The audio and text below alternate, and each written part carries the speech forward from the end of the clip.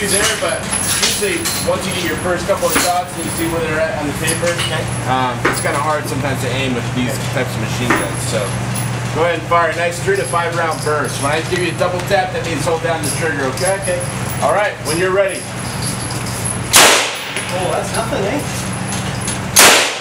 Hold down a lot longer than that, buddy. And lower.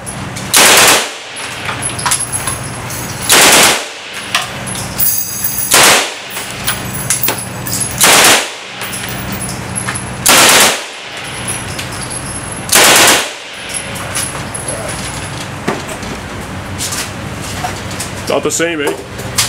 No, that thing's got some built-in. Okay. I was more scared than the actual bullet. All right, when we're ready.